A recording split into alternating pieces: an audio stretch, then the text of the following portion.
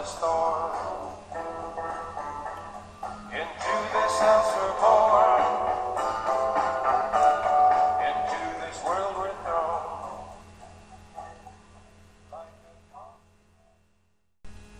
So with that, guys, I'd like to move into the bread and butter of this final episode, which is actually the theoretical section on small stack and mid stack play.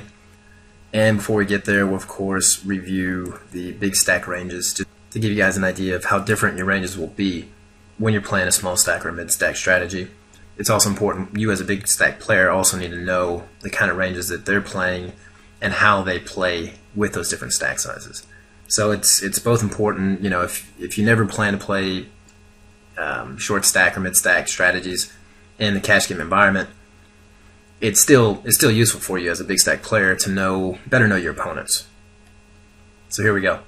The updated ranges for big stack play that I had presented to you guys in the initial videos here in the Storm Poker Challenge looked like this. I won't go into detail on that. Please just check out those videos for a recap.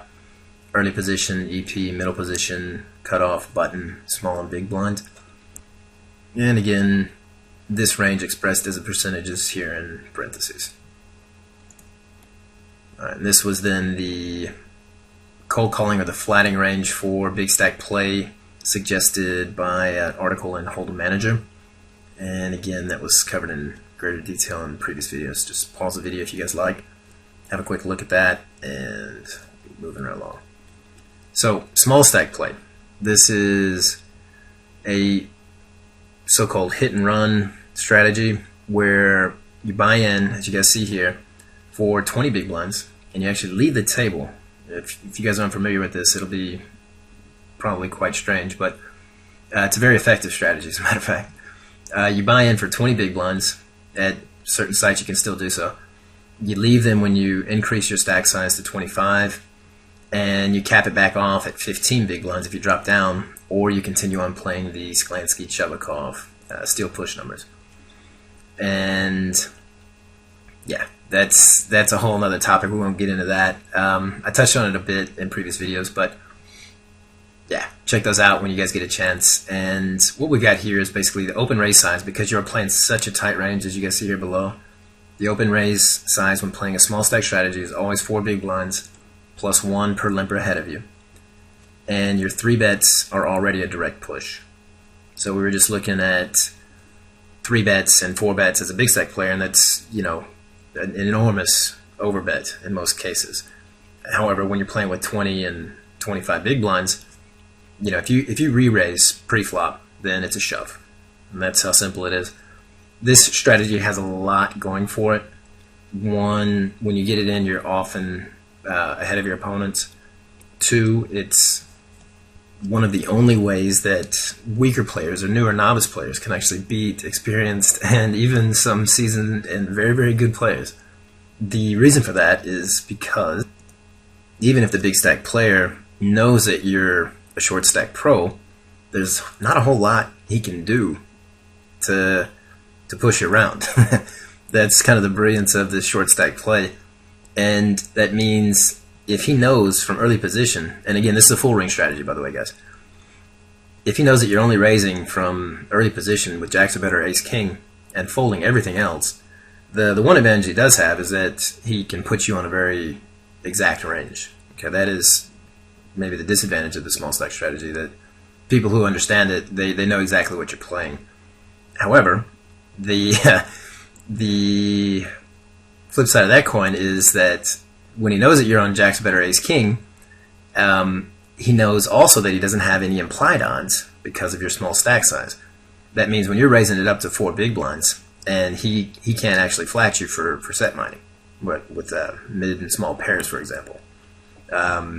That's not gonna normally happen. So it's a rock solid strategy especially for beginning players. And matter of fact, my online mentor, this is the first strategy that he taught me some years ago, actually many years ago, and it was pretty impressive to watch him play 12, 16 tables at one time. Another plus to this strategy, because you don't have to think a lot. It's very simple. You're in early position, you basically raise jacks to better ace king, you fold everything else. If you're in under the gun +2 or something like that, and an early position raiser raises it up, and you know that he's raising actually a bit wider, then you 3-bet push directly versus one open raiser before you. Nothing much to that. Middle position, you're open raising 9s or better, ace queen or better, which is a 5% range, even in mid position, full ring. And you're 3-bet shoving versus a bet before you with jacks or better, ace king. Right. Now, from the cut off the button in the small blind, you're raising basically this 8.5% range that we also just looked at a bit in our expected value calculators. And yeah, it looks like that. And from the later positions, you don't raise 4 big blinds, but 3.5. And that's when it's folded around to you and you open it up as a steal raise. All right, when you're on the button, then you only raise 3 big blinds. That's pretty much how that works out. 4 betting and 5 betting, when let's say, okay, it's raised in early position, 3 bet from mid, and it's on you. So you shove only with kings or better in that spot, barring any really good reads on your opponents. So that's how that looks, and you guys are seeing how very tight this is, and exactly why. It's very well suited for a lot of novice and recreational players, because you're super tight, you're getting it in really, really well, and if you got the patience for it and you can run multiple tables, it's also a pretty lucrative strategy for especially full ring tables. The only problem is today most sites online have a minimum buy-in of 30 big blinds, which is also the case here at MyBet. 3-bet re-steal shoving from the small blind or the big blind with 10s or better, ace king or ace queen, and this can get much wider depending on how wide your opponents are steal raising before you. So this is adjusted, as I put in here greatly, with stats on the villain. So calling all in versus most 3-bets after you open raise with either 10s or better or ace queen or better. And yeah, after you make an open raise, somebody comes over the top, you can call all in with this really wide range, this 8.5% range here of 7s or better, ace queen or better, king queen. If your stack to the open raise size that you made yourself is less than or equal to 2.5 to 1. So this one little slide is the small stack strategy in a nutshell. Super effective. If you do find online platforms that still allow you to buy in for 20 and leave it 25. The reason I'm showing this to you guys now is because you can actually play these numbers also in the 6 max environment. Of course you can. I would just say, because you're going to be posting the blinds much more frequently, and even more frequently a bit at the storm tables, that you should widen this up somewhat. But if you guys want to just check this out, that's why I'm showing it to you. Play it a bit, see how you do, check your numbers, maybe at Hold'em Manager, and if it works out for you, then definitely go for it. And you might find that in the 6 max environment, of course, you can widen this out quite a bit. So the mid-stack strategy, what is that? Well, it's a combination of the big stack strategy that we covered in the past more or less 6 episodes and the small stack strategy that I just showed you in the last slide. And the difference is you buy in either for 30 to 40 big blinds, right? A lot of sites, the minimum is like 35. The storm tables that you guys have seen it's at 30. And so what we'll do is definitely buy in for the 30 and play at least one session like that so you guys can get a taste for how that actually works out.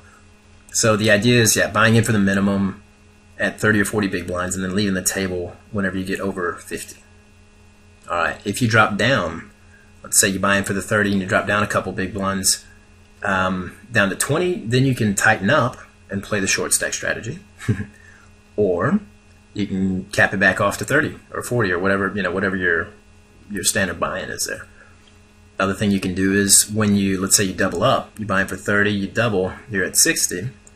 Instead of leaving the table, then you can continue on and maybe widen up a bit. So that's why I've coined this strategy the hybrid strategy. Whereas, you might see online people referring to it as a mid-stack strategy, which of course it is, but I think the term hybrid gives you more of a feeling for what's actually meant, right? It's a very fluid strategy, and I wouldn't recommend it necessarily. And yeah, unless you have a pretty strong foundation in both big stack and small stack play. Another thing you can do is when let's say you're playing for the first time, or you may be a bit uncomfortable in live casinos or underground card rooms, or legit card rooms, and yeah, you want to kind of test the waters, get your feet wet, and check that out. This mid-stack strategy is a really good way to do that. That means, let's say you sit down at an NL 1000 table, no limit 1000. That would be $5 for the small, $10 for the big, and you're thinking, yeah, shit, I don't want to put a full grand on the table here, and you can just buy in for 300. Right? You're playing basically exactly the strategy. You check it out. If you do well, then you just play on, kind of expand your range into the big stack strategy. And yeah, if you don't, then you've minimized your losses. So this is also good kind of interim strategy for playing in live environments if you're a bit uncomfortable and you want to kind of test the waters. So what we've got here, guys, is the general recommendations for no limit, full ring, mid-stack strategy, or hybrid strategy starting hands. And as always, here I've got adjust for the 6-max storm environment. What most people do is their open raise sizes, OR, is between 3 and 4 big blinds, plus 1 per limper. Their 3-bet size is either 2.5 to 3 times the previous bet, plus 1 per cold caller. And a 4-bet or a 5-bet is here definitely a direct push. So again, going back to the YouTube comment there and the analysis we just looked at, again, 4-bets when big stacked don't necessarily have to be a push. 4-bets when you are mid-stacked or short-stacked are necessarily a push. So keep that in mind. General ranges, as we have here, early position, this is again recommended for 7 or more players at the table. 10s or better, ace queen, and again, this is very tight, guys. This can be widened up even with the mid-stack strategy, but in general, 10s or better, ace queen for right under 5%, and you're 3-betting or calling all in when somebody comes over the top with queens or better. You're going to open 4-bet only with kings or better, as is the case with the short stack strategy. So for middle position, we're going to look at a range here of 7s or better, ace jack suited or better, ace queen or better, any is all suited and suited, and king queen suited. That is 6.6%, and this would also be a pretty typical 7% 3-betting range that you guys can plug into PokerStove again to see how your 4-bets will look. Going back to the comment on YouTube again, versus that entire range when he never folds. And all right, just to follow up, why not? It's fun. We've got 6.6%. Let's see what they default. 8s are better. Ace 10, yeah, it's relatively close. And with the offsuited ace king, you're flipping. And very precisely with 7s, ace jack suited, and the king queen suited we had. And there we go for exactly 6.6%. And you check that out, and it's more or less the same. Alright, so you're flipping against that entire range. But again, guys, that's why you're not just looking at these ranges when you shove, right? Because fold equity is on your side, and your opponents are going to be folding, by and large, a pretty decent percentage of that entire range. Again, yeah, if you guys missed that last video, definitely check that out. Fold equity and expected value. All right, from the cutoff, forgive me, middle position, that's going to be an open raise here at just under 7%. 3-betting, 10s or better, ace queen, it's very standard. And you're going to shove all in with queens or better, ace king very often. All right, cutoff, 5s or better, ace 9 suited, ace 10 off or better, king jack suited or better, and king queen for an 11%er. And we're going to be 3-betting here at 9s or better, ace jack suited, ace queen plus. Alright, and again, all in versus a 4-bet behind with jacks or better, ace king. So you guys can plug in this 5.4% range. We know now that this is a 3% range. So we're folding just under half of that entire range, more or less, right? As the guesstimation would be your fold equity. Alright, so button small blind, any pair at this point, ace 7 suited, ace 9 O, and your broadways all the way up for about 16%. And again, your steel raise sizes should be about 2.5 to 3 big blinds, right? A little bit smaller because you're open raising a bit wider. So that's the principle, guys. The tighter you're raising, in general, the higher you want your open raise size to be, and the wider you're raising, the smaller you want that to be in general. That also means when you have aces here, which is included in this range, from the button or the small blind, then adhering to this whatever big blind open raise standard that you set for yourself, just adhere to that even when you have aces so that you're not readable. Alright, 3-bet re-steals, that means it's folded around to a late position raiser. He or she raises it up. You're going to 3-bet re-steal in the blinds with, again, this 8.5% range. And calling all in, we'll look at that here in the calculator in just a sec, when they 4-bet shove over the top. And yeah, we'll get into that in just a moment. Alright, yeah, more or less 5%.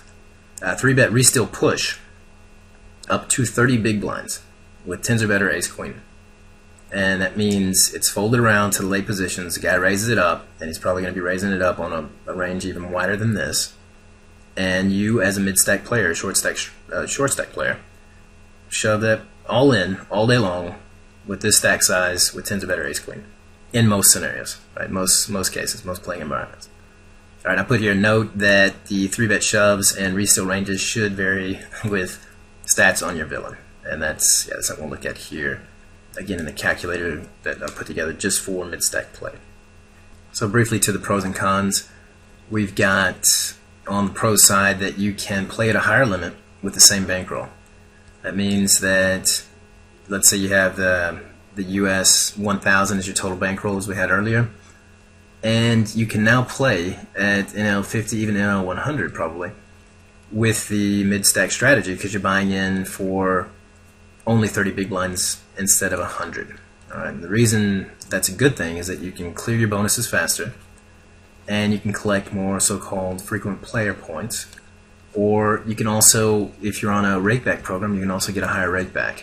And that means, yeah, you're playing at a higher level for more or less the same amount of risk, and yeah, you're playing a tighter strategy, and it's really effective, I think, especially in the Storm Poker environment at MyBet. So with your tighter range, your post-flop decisions are a lot easier in general. This is also a simplified strategy. That means that if you're relatively new to the game, this is also one you can incorporate, right? Playing tighter,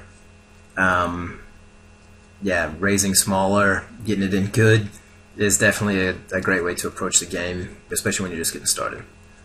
Alright, and this is again a strategy for beginners to beat more experienced players, and a great way to get experience, and here's a big point, guys, for mid and late phase tournament play. That means if you're relatively new to the game or you're just starting with tournaments, then yeah, you're not going to see a lot of late phases in the beginning of your multi-table tournament career. And the way that you can practice that, kind of get used to the ranges, get used to re-steal shoves, stuff that may be a bit scary for beginning and novice players or rec players. This is a really good way to get a lot of experience in a very short amount of time for those mid and late phases in your upcoming tournaments. It's a good way to practice. Alright, the cons. Given the small number of big blinds, you're going to be all in much more than you will be when you're playing a 100 big blind stack. That means that, the old saying, easy come, easy go, is when you're playing a mid-stack and short-stack strategy, much easier come, much easier go. So, again, I put here in green, mind your stop loss. When you're playing the mid-stack strategy, go ahead and stop the session if you lose more than four stacks, I would say in general. Maybe 5, because, that's only going to be, a stack and a half as a big stack player. But if you've already dropped 5 stacks, you're probably approaching tilt relatively quickly, and it's good just go ahead and pull the chute and get a cup of coffee, come back when the nerves are settled, and kick it back off. Alright, and the final con here I've got is that your fold equity, yet again fold equity, is going to be a bit smaller, and well, actually quite a bit smaller than when you're playing a big stack strategy. So in general, the principle is that the bigger your bet often enough, the more your opponents will fold. So when you're shoving for only 30 big blinds, you're not going to have the same amount. The guys aren't going to lay down the same amount of hands as when you're shoving for 100 big blinds, for example. In general. All right, and the potential profit when you do actually catch your monsters pre or post flop, that's also going to be reduced by your effective stack size. So this is the list that I put together for the hybrid strategy at the Storm Poker Tables 6 max environment, and it is as follows. Basically, yeah, we'll be continuing on our low and mid stakes cash games and playing NL50 at this point with, yes, our minimum buy-in of 30 big blinds and then cashing out when we get over 50 and topping back off when we get down to 15 or fewer. That in the NL50 environment is going to be $15 for 30 big blinds as our buy-in. If we drop down to half of that, then we'll cap back up, and then we will leave if we get above 25. That's a general play, and it's really neat on, as you guys will see here shortly enough, on the or at the Storm Poker Tables, that you can immediately, once you double up, click out of that table and jump back in for a brand new fresh 30 and kick it back off. Now the hybrid strategy is, again, it's a fluid strategy. So you can play it really tight, basically, even also in the 6 max environment, playing short stack strategy ranges. Why not? Check it out, see how you do. The only thing is, when you are playing those tight ranges, you will be posting the blinds much more in the 6 max environment than you will in the full ring, and even a bit more probably here in the storm environment. So yeah, again, you just have to check that out. You can also play the ranges that I just showed you guys for typical, actually tighter mid-stack play in the full ring environment. And you can also just run with this list that I've got here for us. And I think what we'll do is, in the real-time session, I'll go ahead and adhere to this list as well as I can. And yeah, we may even begin by playing the short stack strategy, the typical short stack strategy at the 6 max tables, just to see how we do, and then widen it up to something like this. So what I've got is early position open raising up to 3 big blinds, and we're going to be open raising 9s or better ace queen. Range expresses a percentage at 5.1. All right, we will 4-bet and 5-bet versus somebody coming over the top behind us with kings or better. All right, middle position open raising for us will then be this, again, the 6-7 percenter, and we will 3-bet an early position raiser with jacks or better ace king. And depending on our stack size, it's either going to be a 3-bet push or just a typical 3x raise. Now, from the cutoff, we will open with 5s or better, ace-9 suited, ace-10, for about 12%. And here, with the hybrid strategy, you can overflat. You can overlimp, you can overflat from time to time. When you've got the small and mid pockets, again, remember the 9x rule. And when you've got your suited connectors or your suited ace-x, suited baby aces, then remember the 15, 20, 25x rule. And always adhere to that concerning the implied odds. So when you're playing a small stack strategy for only 20 big blinds or 25, there is no flatting. Calling is absolutely forbidden. As you get deeper, as you get into mid-stack and hybrid play, you can start incorporating, again, set mining, positional flats, stuff like that. Just make sure that you're always mindful of the effective stack size at your table for the implied odds here. So from the cutoff, we'll be 3-betting 2.5 to 3 times the previous raise size with 9s or better, ace-jack suited, ace-queen. If you have stats, you can get much wider or much tighter. And yeah, you can also find flats here, maybe with 9s. Yeah, the lower end of this range. All right, and we're going to be shoving all in versus a 4-bet with jacks or better and ace-king. 4-betting and 5-betting, all or nothing versus a 30 big blind open raise, or only with kings or better. So that means, say, EP open raises, right? He makes a 2-bet.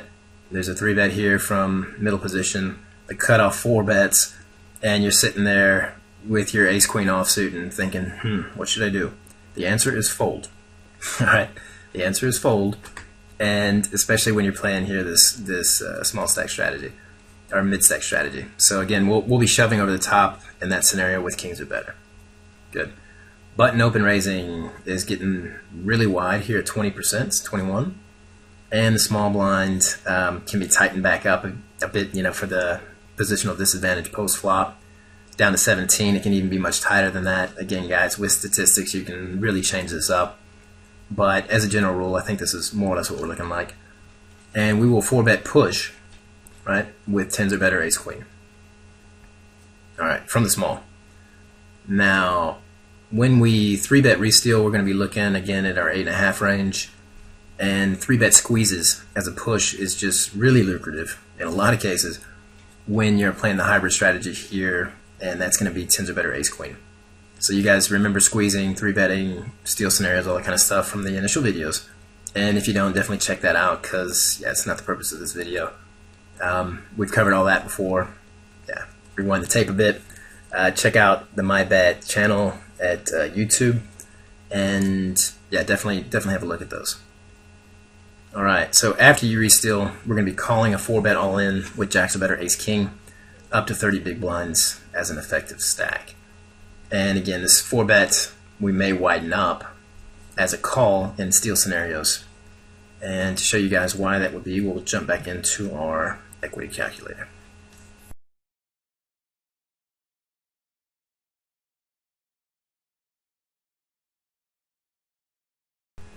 Again, this is Dylan. Hope you guys enjoyed it. Definitely hope it was useful for your games. Till then, on behalf of the entire team here, all the best, and best of luck at the tables.